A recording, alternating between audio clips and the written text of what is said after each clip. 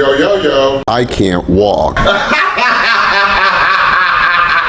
I don't have some cool intro, so let's just get to the start of the show. My favorite hip-hop video of all time happens to be an R&B song called Love of My Life by Erykah Badu featuring Common. The concept of the video is hip-hop's like a building with countless rooms of different things happening in each one. In one room, Erykah sees Chuck D of Public Enemies with a group of militants drawing up blueprints for a new approach to In another room, Erykah sees Lil Flip getting fucked up sipping lean in his cup listening to music that's On the roof, she breakdances with Crazy Legs. In the hallway, she joins a freestyle cypher with MC Light. Y'all share that. Along with getting mugged, wrongfully arrested, and signing a record deal that ultimately finds Erykah performing in front of an auditorium full of white people, all facets of the hip-hop experience are represented in this video, making it my favorite. The end of it finds Erykah getting on a school bus full of kids driven by DJ Kool Herc headed for the future, as indicated by its license plate. I like to look at Childish Gambino's Feels Like Summer video as the future that school bus was headed to. In this animated video, Childish Gambino walking in the middle of a neighborhood street as hip-hop stars of today are engaging in different summer activities on each side, like playing basketball and tug of war. When I see Drake chasing after that kid on the bike, I like to think he's trying to kick the kid's ass for knocking over trash cans that were in front of his house.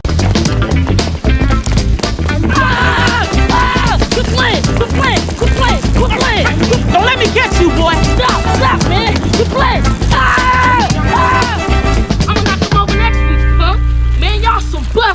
Y'all can't see me, punk!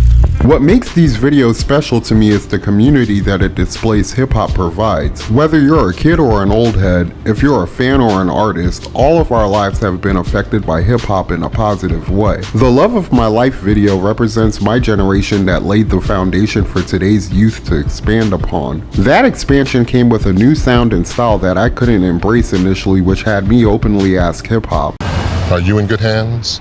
7 years ago, I would have said no before hip-hop could even answer the question. Back then, when I heard a song like I'm in love with the coco for the first time, I thought hip-hop was on the brink of death as indicated by the African American Heart Monitor. Yeah, yeah, yeah, yeah, yeah.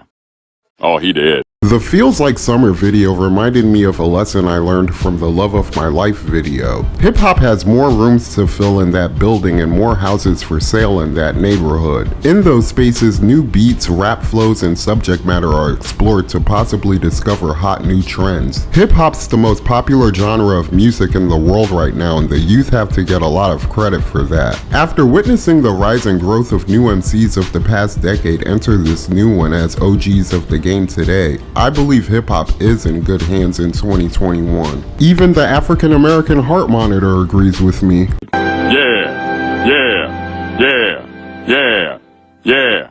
He's aight. It has two settings, Barry White and Bill Cosby. Leap, leap, loop, leap. While some of today's artists remind me of a few from a long time ago, I believe the legend from my generation who's had the most influence on modern hip-hop in the past decades, Lil Wayne. No one rappers like Wayne, but I hear and see his qualities spread out in a lot of young artists throughout recent years. What do you think, Lil Uzi? Yeah.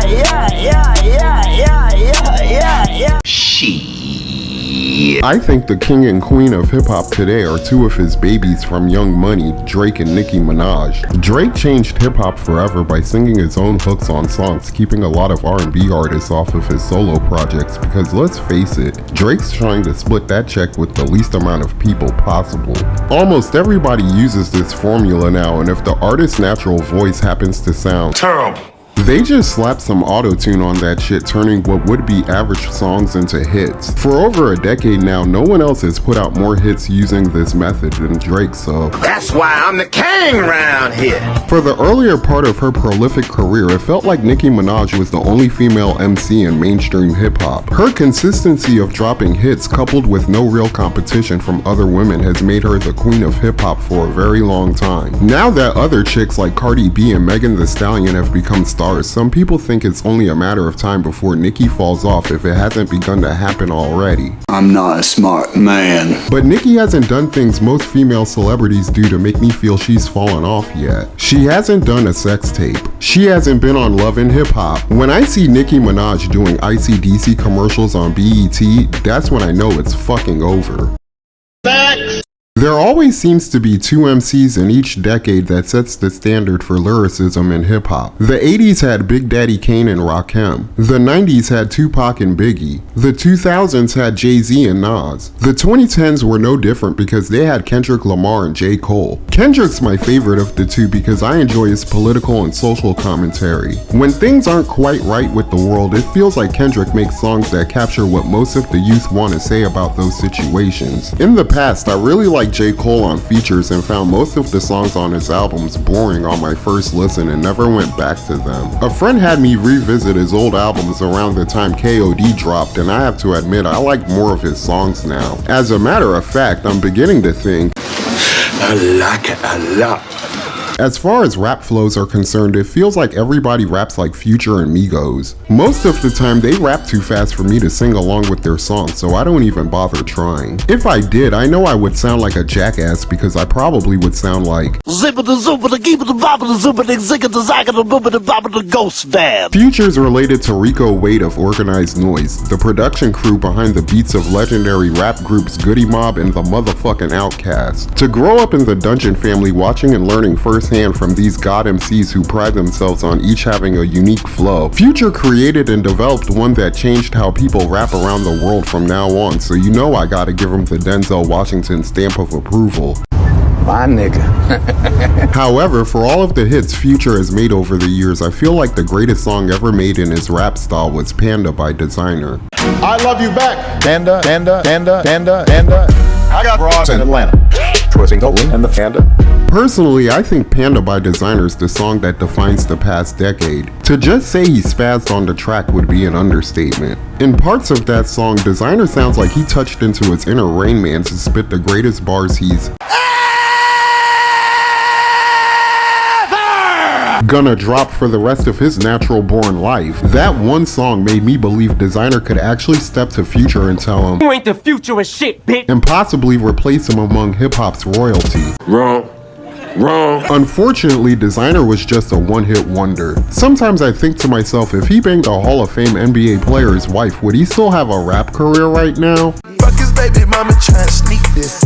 I'm listening to Culture 3 as I'm putting this video together, and I have to admit it sounds like Migos are gonna stay on top of hip-hop for a little while longer. I think Migos are the best group in hip-hop today because they have the best ad-libs in rap. Hey, drip, cricket, dot, dot, dot. And it seems as if they somehow improved their flow with every new project they put out. I noticed some people treat Takeoff like he shouldn't even be in the damn group. That's that shit I don't like. I feel like Takeoff's been the best rapper in the group up until the first Culture album, where I believe Offset took that crown from him. I think Offset's solo album was the best out of the three of them, and Without Warning was really good too. I still feel like Quavo's the star of the group, and I noticed he made news recently over breaking up with his girlfriend. I only care about the music when it comes to Migos, so if you ask me questions about what I think about Sweetie, I'm gonna probably tell you. I don't care. I don't care.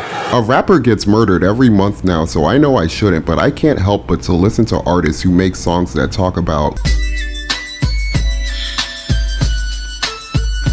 authenticity's a must when it comes to this subject for me. When I hear 21 Savage rap about some gangster shit, I believe him, yo. I don't know why, but I do. the way he almost whispers his rhymes reminds me of that old song from the Yin Yang Twins. I love how grimy he is on tracks like No Heart, but how introspective he is on tracks like A Lot. I know I'm not alone because he's had more people counting how many M's he has in his bank account than that puppet on Sesame Street. One nipple, Two nipples, Three nipple. Oh, hell no, I'm out of here. The baby's gangsters certified with me because there's documented proof that he shot and killed a guy in self-defense inside Walmart. That helped him get hot and he stayed that way for a couple of years now. I love his flow and the beats he raps over. Yeah. Though a lot of the beats sound similar, I find myself enjoying the production even more than the lyrics on some songs in hip-hop today. Producer of the decade for me has to go to Metro Boomin, because if you hear Hey, young Metro, don't trust you, I'm gonna shoot you. you know that song's gonna be a hit. Coming in a very close second place for me is Mike Will made this beat for the Polo G track on NBA 2K21 called Go Stupid. I think it's hard as fuck and I will be using it in another video in the future if YouTube doesn't copyright strike me for it. What the hell? Yo, the sign is real simple, B. It says wrap it up. Wrap that shit up, B. I chose not to talk bad about artists I don't like because it's just not cool. And I spit in the face of people who don't want to be cool. Viejo desgraciado. If I don't like their music, I can choose not to listen to them or just trash them in another video depending on how petty I feel. I probably won't because since I'm just The bitch ass nigga. I don't want any of them to attack me online on some Kwame Brown shit. To me, Kwame Brown's the Candyman of the internet because if you say that nigga's name 3 times online in the same video, he'll publicly roast the shit out of you for it. I only said his name twice, so I hope he leaves my crippled ass alone. I know there's probably 100 more rappers I like that I didn't mention, but I think they'll be alright. There's even Millions. more rappers around the world making good music, so I know hip-hop will never die. As a lifelong fan, I still want to feel like I'm part of the hip-hop community, but dudes my age are relegated to listening to dad rap because I'm gonna qualify for early bird specials at restaurants in a couple of years. The music is a way to hold on to a piece of my youth, and I just wanted to share my thoughts with you on some of the artists I've grown to like over the years. And that's all I have to say about that. If you enjoyed this video, hit the like button, please subscribe, and tell me what you think in the comment section below. Peace. I'm Audi 5000. Those who wish to follow me, I welcome with my hand. Thank you for being a friend. And those are my thoughts for this video. But then again, what do I know? I'm just an old crippled bastard. Ooh, ooh, ooh, ooh. I ain't too proud to beg for your money, so like, share, and subscribe.